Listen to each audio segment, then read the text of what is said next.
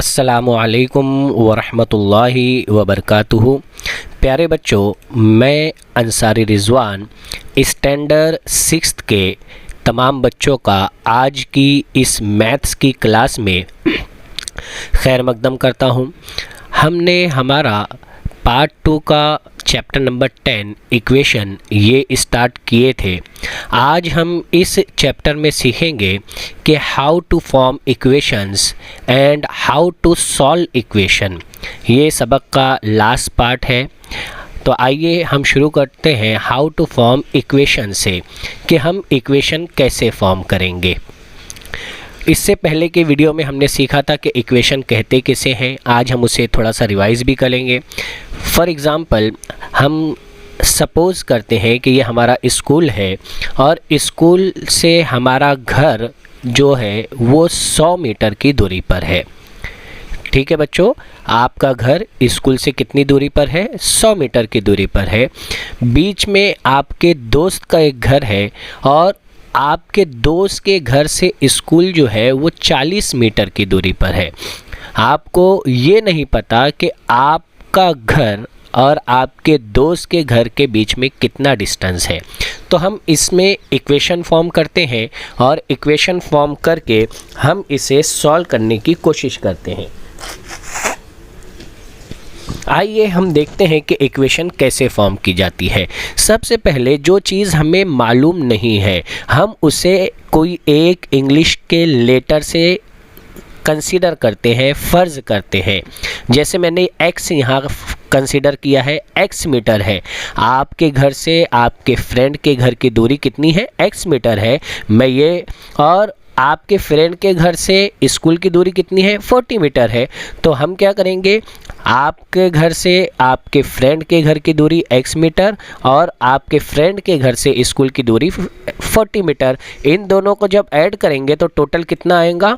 ये आ जाएगा 100, क्योंकि आपके घर से स्कूल कितनी दूरी पर है? 100 पर है। तो ये जो फॉर्म हुई x + 4 = 100, ये हमारी इक्वेशन फॉर्म हो गई। इस इक्वेशन के अंदर ये जो हमने इंग्लिश का लेटर यूज़ किया, अल्फ़ाबेट यूज़ किया, इस अल्फ़ाबेट को हम कहते हैं वेरिएबल, यानी जिसकी कीमत तब्दील होती है, जिसकी कीमत हमें मालूम करनी होती है। आइए हम कुछ और एग्जांपल लेते हैं। 4 years ago Diljit was 8 years old. How old is he today? हमें यहाँ पर सिर्फ इक्वेशन फॉर्म करना सीख रहे हैं बच्चों। तो यहाँ पर हम जो चीज़ हमें मालूम नहीं है और मालूम करने को कहा गया है, हम उसे एक इंग्लिश के लेटर से कंसीडर करते हैं, सपोज करते हैं। तो हमें क्या मालूम करने के लिए कहा गया है? How old is he today, आज वो कितने साल का है। तो हम क्या कंसीडर करेंगे? Let us suppose he is m years old today, आज वो m ईयर का है। हमें पता नहीं तो हमने वेरिएबल के तौर पर किसे यूज़ किया? m को यूज़ किया। आगे हमने ये m ले लिया, ठीक है। इक्वेशन बनाने में हमने सबसे पहले क्या यूज़ कर लिया? इस वेरिएबल को यूज़ कर लिया। फिर हम हमारा जो क्वेश्चन है उसे पढ़ेंगे 4 years ago, यानी 4 साल पहले। तो जब बच्चों बात अगो की आती है, पहले की आती है या बिफोर की आती है, तो हम वहाँ पर माइनस का साइन यूज़ करते हैं। और कितने ईयर्स पहले बोल रहे हैं? वो 4 years। तो m - 4, दलजीत वॉज 8 year, 4 साल पहले दलजीत कितने साल का था? 8 साल का था। तो m - 4 = 8। ये हमारी क्या बन गई? ये हमारी इक्वेशन बन गई। और यहाँ पर हमने ये m क्या है? ये हमारा वेरिएबल है। इस तरह से बच्चों हम इक्वेशंस फॉर्म करते हैं। आइए एक और एग्जांपल के ज़रिए से हम समझते हैं। जैस्मिन है सम मनी, जैस्मिन के पास में कुछ पैसे हैं। मदर गेव हर 7 रुपीज़, अम्मी ने उसे 7 रुपये दिए। जैस्मिन नाउ हैज़ 10 रुपीज़, 7 रुपये देने के बाद में जैस्मिन के पास अब कितने रुपए हो गए? 10 रुपये हो गए। How much did she have to start with, शुरुआत में उसके पास में कितने पैसे थे? ठीक है। तो आइए हमें क्या मालूम करना है इसके अंदर, कि उसके पास में शुरुआत में सम मनी था, तो हमने वो कंसिडर कर लिए। Let us suppose she had x rupees, यहाँ पर हमने क्या कंसिडर कर लिया कि उसके पास में x रुपीज़ थे। तो ये जो x है ये x हमारा, हम सबसे पहले इक्वेशन फॉर्म करने में इसे यूज़ करेंगे। मदर गेव हर 7 रुपीज़, अम्मी ने उसे 7 रुपये दिए, तो जैस्मिन के पास में वो पैसे क्या होंगे बच्चों, ऐड होंगे। कितने ऐड होंगे, 7, तो ये हमने लिख दिया +7। अच्छा, ये 7 ऐड होने के बाद में जैस्मिन के पास में अमाउंट कितना हो जाएगा, कुल रुपीज़ कितने हो जाएंगे, 10 रुपीज़, तो हम लिखेंगे =10, x + 7 =10। ये हमारी इक्वेशन हो गई। और इस इक्वेशन को बनाने के लिए हमने जो वेरिएबल यूज़ किया वो x है। ये x हमारा वेरिएबल रहेगा। आप इंग्लिश का कोई भी लेटर एज अ वेरिएबल यानी वेरिएबल के तौर पर यूज़ कर सकते हैं। आइए हम देखते हैं और एक लास्ट एग्जाम्पल कि how to form equations. 5 chocolate cost 25 rupees, how much does 1 cost, के 5 चॉकलेट की कीमत 25 रुपये है, तो एक चॉकलेट की कीमत क्या होगी। तो यहाँ पर हमें क्या मालूम करना है, कॉस्ट ऑफ 1 चॉकलेट मालूम करना है। तो हम कंसीडर कर लेंगे, let us suppose cost of 1 chocolate is y rupees. एक चॉकलेट की कीमत कितनी है, y रुपीज़ है, हमने ये कंसिडर कर लिया। तो सबसे पहले है हमने ये जो वेरिएबल लिया हम इक्वेशन के अंदर उसे यूज़ करेंगे। अच्छा, 5 चॉकलेट्स की वैल्यू यानी ये एक चॉकलेट की वैल्यू है, ये 5 चॉकलेट रहेगा, तो हम इसमें क्या करेंगे बच्चों, मल्टीप्लाई करेंगे। एक चॉकलेट की वैल्यू को 5 से मल्टीप्लाई करेंगे तो कितना आ रहा है आंसर, 25 रुपीज़। तो हम आगे लिखेंगे =25, तो y × 5 = 25। ये हमारी क्या हो गई बच्चों, ये हमारी इक्वेशन हो गई। और इस इक्वेशन के अंदर ये y हमारा वेरिएबल हो गया। ठीक है, हम इसे शॉर्ट में 5y = 25 ऐसा भी लिख सकते हैं। आइए अब हम समझते हैं कि opposite sign and opposite number क्या होते हैं। इसको हमने इससे पहले सीखा हुआ है, अभी हम इसको थोड़ा सा साइन यानी अलामतों के ज़रिए और नंबर के ज़रिए रिवाइज करेंगे। फॉर एग्ज़ाम्पल, अगर प्लस का साइन रहा तो उसका अपोजिट क्या रहेगा बच्चों, माइनस रहेगा। माइनस का साइन रहा तो उसका अपोजिट प्लस रहेगा। याद रखेंगे ये, आगे हम जब इक्वेशन को सॉल्व करेंगे तो उसमें ये चीज़ आपको बहुत याद रखना रहेगी। प्लस का अपोजिट माइनस, माइनस का अपोजिट प्लस। ठीक है, मल्टीप्लिकेशन का अपोजिट डिवीज़न एंड डिवीज़न का अपोजिट मल्टीप्लिकेशन। फॉर एग्जाम्पल, अगर +40 है, मैं कहूँ इसका अपोजिट नंबर कौन सा है, तो आप कहेंगे -40, या -40 है, इसका अपोजिट नंबर कौन सा है, तो आप कहेंगे +40। ऐसे ही 40 जो है वो मल्टीप्लाई कर रहा है, इसका अपोजिट नंबर क्या रहेगा, 1/40, यानी 40 कहाँ आ गया, डिवीज़न में आ गया। या 1/40 का अपोजिट नंबर क्या आएगा, ये आएगा 40 मल्टीप्लिकेशन के साथ में। ठीक है बच्चों, आइए अब हम देखते हैं कि इक्वेशन को सॉल्व कैसे करते हैं। सॉल्यूशन ऑफ इक्वेशन हम जिसे कहते हैं, या फिर हम सॉल्विंग एन इक्वेशन कहते हैं। तो बच्चों हमने यहाँ पर एक इक्वेशन ले ली, x + 40 = 100। ठीक है, ये इक्वेशन लेने के बाद में अब हमारे वेरिएबल के साथ में जो नंबर आया है वो नंबर कौन सा है, ये 40 का है, +40 का है। ठीक है, तो +40 का अपोजिट नंबर क्या रहेगा, -40। तो हम क्या करेंगे, इसके आगे -40 लिखेंगे, बाद में = लिखेंगे, ये 100 लिखेंगे और यहाँ पर भी -40 लिखेंगे। और यहाँ पर आप एक रीज़न याद से लिखेंगे, सब्सट्रैक्ट 40 फ्रॉम बोथ साइड। ठीक है, सब्सट्रैक्ट किया हमने, माइनस किया, कितना, 40 फ्रॉम बोथ साइड, यानी = के दोनों तरफ हमने 40 को माइनस किया। क्यों हमने माइनस किया बच्चों, यहाँ पर 40 प्लस में था, हमने इसीलिए उसका अपोजिट नंबर लिया -40 और हमने उसे माइनस किया। अब आगे हम इसे सॉल्व करेंगे, ये x का x रहेगा, +40 -40 यानी 40 - 40, ये हो जाएगा 0, हमारे पास कुछ भी नहीं बचेंगे। यहाँ पर = 100 में से 40 माइनस होंगे तो ये कितना बचेगा, 60 बचेगा। तो ये x = 60, ये हमारी क्या आ गई, ये हमारी इस इक्वेशन के वास्ते सॉल्यूशन आ गया। अब हम अगर ये आपको अगर इक्वेशन सॉल्व करने के लिए बोला जाएगा तो आपको सिर्फ यहीं तक के सॉल्व करना है। ठीक है बच्चों, आगे अगर आपको चेक करना है कि आपका ये x = 60 आपका आंसर सही है क्या, तो हम उसे कैसा चेक करते हैं हम आपको वो भी बता देते हैं। हमने ये जो x + 40 = 100 ये जो इक्वेशन थी, हमने ये इक्वेशन ली, x की वैल्यू हमने कितने निकाले हैं, 60 निकाले हैं। तो इस इक्वेशन में x की जगह पर हम 60 रखेंगे, ये मैंने 60 रख दिया, +40 = 100, ये जैसी कि वैसी रहेगा। 60 + 40 ये कितना होता है, 100 होता है, और = और यहाँ पर भी कितना है, 100। ठीक है, बराबर की साइन के, इक्वल की साइन के बोथ साइड यानी दोनों जानिब एक जैसे नंबर है, तो हम कहते हैं कि हमारा ये आंसर x = 60 ये करेक्ट आंसर है। ठीक है बच्चों, अगर ये एक तरफ अलग दूसरी तरफ अलग आता है तो हम कहेंगे कि हमारा आंसर कहीं ना कहीं रॉन्ग हो रहा है। आइए अब हम देखते हैं दूसरा क्वेश्चन, a - 40 = 50। ठीक है, तो अब हमने सबसे पहले क्या किया, ये वेरिएबल a हमने ऐसी के ऐसी लिखना है।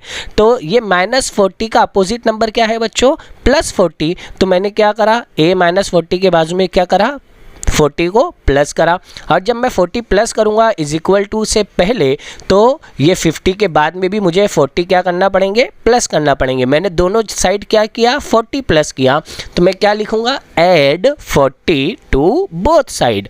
इसके बाद मैं आगे इसे सॉल्व करूँगा, a का a रहेगा, -40 + 40 कुछ भी नहीं, 0 हो जाएगा, = 50 + 40 ये हमारा हो जाएगा 90, यानी a आंसर आ जाएगा 90। ये आपका सॉल्यूशन हो गया इस इक्वेशन के लिए।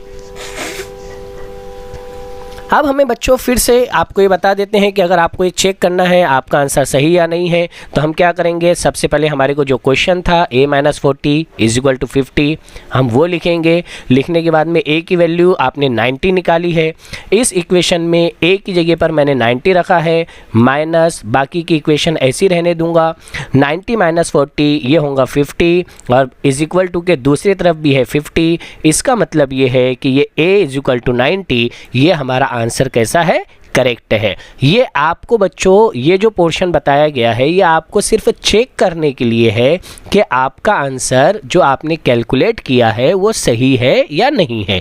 आइए एक और क्वेश्चन हम समझते हैं, a × 10 = 50। यहाँ पर a ज़रब है, ये x नहीं है बच्चों, ये मल्टीप्लिकेशन का साइन है। a × 10 = 50, तो यहाँ पर हमने सबसे पहले a अब ये 10 का अपोजिट क्या रहेगा, मल्टीप्लिकेशन है ये, तो ये डिवीज़न आएगा। तो हमने 10 के नीचे क्या करेंगे, इसको 10 से हम डिवाइड भी करेंगे। जब 10 से डिवाइड हम यहाँ करेंगे तो बराबर के दूसरी जानिब यानी 50 को भी हम 10 से क्या करेंगे, डिवाइड करेंगे, और हम यहाँ पर क्या लिखेंगे, डिवाइड बोथ साइड बाय 10। हमने यहाँ पर जिससे डिवाइड किया वो नंबर यहाँ पर लिखेंगे। अब हम इसे सॉल्व करेंगे, 10 × 1 = 10, 10 × 1 = 10, 10 × 1 = 10 और 10 × 5 = 50। यहाँ पर हमारे पास में बचेगा a, क्योंकि ये 1 है ये भी 1 है तो हम सिर्फ a लिखेंगे, यहाँ = और यहाँ से बचा है 5, ये हमारा आंसर हो गया। अब अगर हमें फिर से बच्चों आपको सॉल्व तो यहीं तक के करना है, लेकिन अगर आपको ये चेक करना है कि आपका ये a = 5 आंसर करेक्ट है या नहीं, तो हम कैसा करते हैं, हमने पहले जो हमारा क्वेश्चन दिया हुआ है हमने वो लेना है, फिर a की वैल्यू हमने कितनी लेनी है, 5 लेनी है। a की वैल्यू हमने इस इक्वेशन की जगह पर पुटअप करनी है, यानी a की जगह पे मैंने 5 रखा, यहाँ पर मल्टीप्लिकेशन 10 = 50, 5 × 10 ये होगा 50, और = के दूसरी जानिब भी है 50। इसका मतलब ये है कि ये a = 5 ये हमारा आंसर कैसा है, राइट है। बच्चों आपने अगर ध्यान दिया होगा हमने पहले प्लस का एग्जाम्पल लिया, फिर माइनस का लिया, अभी मल्टीप्लिकेशन का लिया। अब नेक्स्ट एग्जाम्पल हमारा कौन सा रहेगा बच्चों, डिवीज़न का रहेगा। यहाँ देखिए a/3, ये 3 कहाँ पर है, डिवीज़न में है, = 4। अगर इस तरह की इक्वेशन आपको दी जाएंगी तो आप उसे कैसे सॉल्व करेंगे, हम ये समझते हैं। सबसे पहले हमने ये a ले लिया, ठीक है। अब ये डिवीज़न में है 3, तो डिवीज़न का अपोजिट क्या होता है, मल्टीप्लिकेशन। तो हम क्या करेंगे, मल्टीप्लाई करेंगे। ये जो डिवीज़न में 3 है मल्टीप्लाई करेंगे 3 से ही, जो नंबर डिवीज़न में रहेगा उसी नंबर से मल्टीप्लाई करेंगे। ठीक है बच्चों, जब आपने इक्वल की साइन से पहले 3 से मल्टीप्लाई कर दिया तो इक्वल के साइन के बाद में जो 4 है इसको भी कितने से मल्टीप्लाई करेंगे, 3 से। और यहाँ पर आप रीज़न लिखेंगे, मल्टीप्लाई बोथ साइड बाय 3। हमने यहाँ 3 क्यों लिखा, क्योंकि हमने 3 से मल्टीप्लाई किया है। आगे हम इसे सॉल्व करेंगे, कैसे, 3 1 ज़ा 3, 3 1 ज़ा 3, ठीक है। यहाँ पर a बचेगा और ये 1 है तो हम इसे नहीं लिखेंगे, ये इज इक्वल टू 4 इंटू 3, ये कितना हो जाएगा, 12 हो जाएगा। तो हमारा आंसर कितना आ गया, a इज इक्वल टू 12। हम चेक करते हैं हमारा आंसर करेक्ट है या नहीं। तो हमने यहाँ पर a/3 is equal to 4, a की वैल्यू हमने क्या लेनी है, 12 लेनी है। तो इस इक्वेशन में a की जगह पर मैं क्या रखूँगा, 12 रखूँगा, अपॉन में 3 इज इक्वल टू 4। अब मैं जब इसे डिवाइड करूँगा, 3 1 ज़ा 3, 3 4 ज़ा 12, तो यहाँ पर हमारे को मिलेगा 4 और इज इक्वल टू के बाद में भी है 4, यानी हमारा answer a is equal to 12। ये कैसा है, बिल्कुल करेक्ट आंसर है। उम्मीद है बच्चों आपको यहाँ तक के जो चीज़ें समझाई गई है आपको बहुत अच्छे से समझ में आई होंगी। आइए अब हम चलते हैं हमारे प्रैक्टिस सेट नंबर 27 की तरफ। पहला क्वेश्चन इसके अंदर है, rewrite the following using a letter. पहला आपको दिया है the sum of certain number and 3।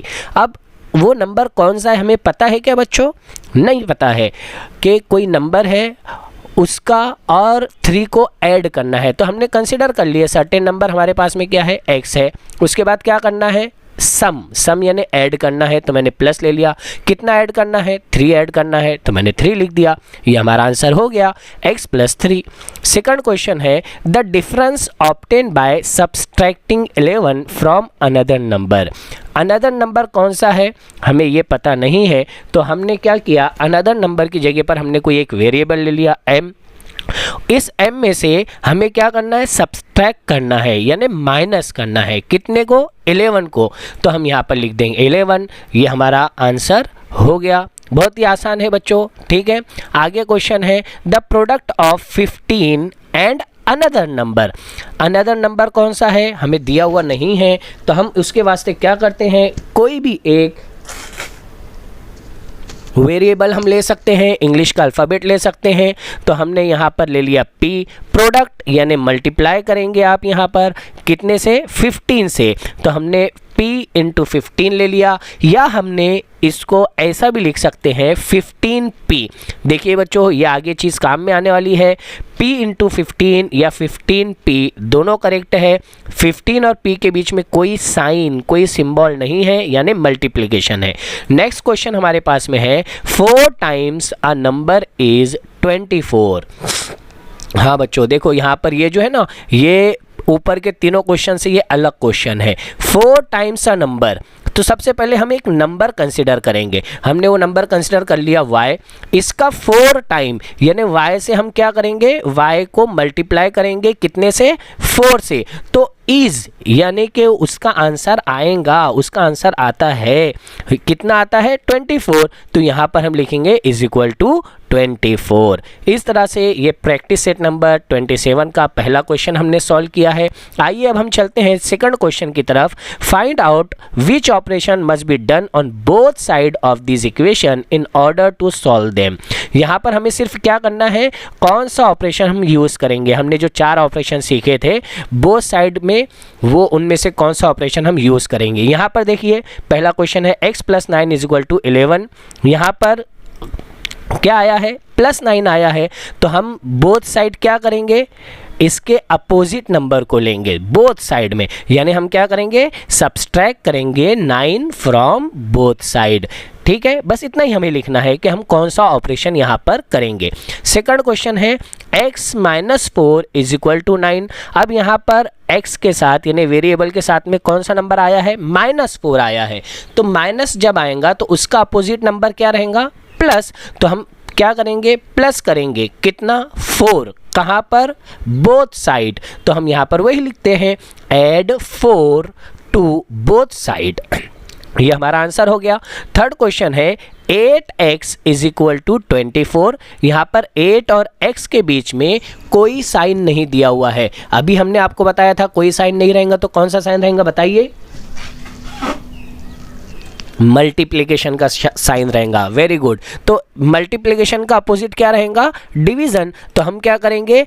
8 से डिवाइड करेंगे। किसको? बोथ साइड को। हमने ये लिख दिया, divide both side by 8। And last question है x upon 6 is equal to 3। यहाँ पर ये जो 6 है ये डिवीजन में है, तो डिवीजन का अपोजिट क्या होता है? मल्टीप्लिकेशन। तो हम क्या करेंगे? इसी 6 से मल्टीप्लाई करेंगे बोथ साइड को, मल्टीप्लाई बोथ साइड बाय 6। ठीक है बच्चों, ये चारों क्वेश्चन हमने सॉल्व कर लिए प्रैक्टिस सेट नंबर 27 का। आइए अब हम चलते हैं थर्ड क्वेश्चन की तरफ। Given below are some equations and value of the variables, are this value the solution to this equations. हमें सिर्फ वेरिएबल्स की वैल्यू दी हुई है, इक्वेशन में वो रख करके चेक करना है कि वो उसकी करेक्ट वैल्यू है या नहीं है। ठीक है, जैसे फॉर एग्जांपल यहाँ पर हमें पहला वेरिएबल जो दिया हुआ है y की वैल्यू कितनी दी है? 3। तो इस इक्वेशन में हम y की जगह कितना रखेंगे? 3 रखेंगे। तो 3 माइनस 3 कितना हो जाएगा? 0। और यहाँ पर कितना है? 11। तो ये दोनों 0 और 11 बराबर है क्या? नहीं बराबर है। तो हम क्या कहेंगे? ये y इज इक्वल टू 3 इसका सॉल्यूशन नहीं है। ये हमें ओरली करना है। ठीक है बच्चों, सॉल्व नहीं करना है, यहाँ पर सिर्फ हमें बताना है वो सॉल्यूशन है या नहीं है। सेकंड क्वेश्चन है n is equal to 10। n एक वेरिएबल है और उसकी वैल्यू हमारे को 10 दी हुई है। तो इस इक्वेशन में हम n की जगह पर क्या यूज करेंगे? 10। तो 10 प्लस 7 कितना होगा? 17। हमारा यहाँ पर भी आंसर 17 है, यानी ये सही है। तो हम कहेंगे कि ये n इज इक्वल टू 10 ये इस इक्वेशन का सॉल्यूशन है।